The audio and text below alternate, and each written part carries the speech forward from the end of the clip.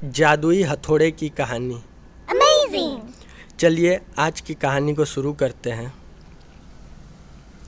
रामपुर गांव में एक लोहार राम गोपाल रहता था। उसका एक भरा पूरा परिवार था, जिसका लालन पालन करने के लिए उसे कई बार दिन रात काम करना पड़ता था। रोज की तरह आज भी काम पर जाने से पहले राम गोपाल ने अपना खाने का डिब्बा बांधने के लिए अपनी पत्नी से कहा। पत्नी जब डिब्बा लेकर आई तो राम गोपाल ने कहा, मुझे आज आने में देर हो जाएगी, शायद मैं रात को ही आऊँ। इतना कहकर राम गोपाल अपने काम पर निकल गया। काम पर जाने का रास्ता एक जंगल से होकर गुजरता था। वहाँ जैसे ही राम गोपाल पहुँचा, उसे कुछ आवाज़ सुनाई दी।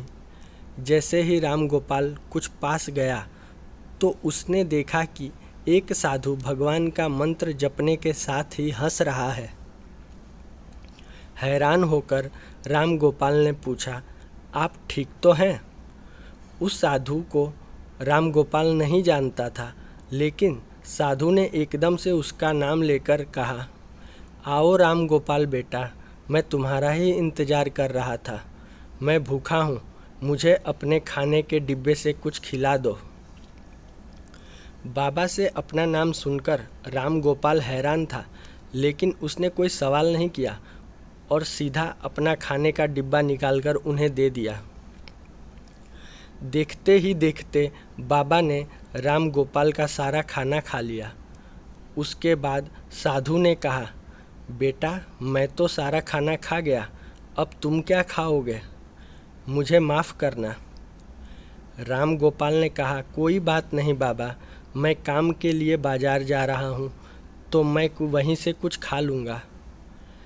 यह सुनकर उस साधु ने राम गोपाल को खूब आशीर्वाद दिया और भेंट के तौर पर एक हथौड़ा दे दिया। राम गोपाल ने कहा, आपका आशीर्वाद काफ़ी है, मैं इस हथौड़े का क्या करूँगा? इसे आप ही रखिए। साधु ने जवाब देते हुए कहा, बेटा यह मामूली हथौड़ा नहीं है, यह जादुई हथौड़ा है जो मेरे गुरु ने मुझे दिया था और अब मैं तुझे दे रहा हूँ। क्योंकि तुम्हारा दिल साफ है, इसका इस्तेमाल अच्छे कामों के लिए ही करना और किसी दूसरे के हाथ में इसे कभी मत देना। इतना कहकर वह बाबा वहाँ से अदृश्य हो गए। राम गोपाल अपने हाथों में हथौड़ा लेकर बाजार काम करने के लिए चला गया। औजार बनाने से पहले उसके दिमाग में आया कि आज इसी हथौड़े से लोहा पीटता हूँ। जैसे ही उसने लोहे पर हथौड़े से चोट मारी, वो सीधा औजार बन गया। दूसरी चोट में लोहे के बर्तन बन गए। राम गोपाल समझ गया कि यह सही जादुई हथौड़ा है। वो जो बनाने की सोच ले, साथ लोहे पर चोट मारता है, लोहा सीधा वही सोना बन जाता है। जादुई हथौड़े की वजह से राम गोपाल का काम जल्दी ख़त्म हो गया और वो अपने साथ ही उस जादुई हथौड़े को घर ले गया।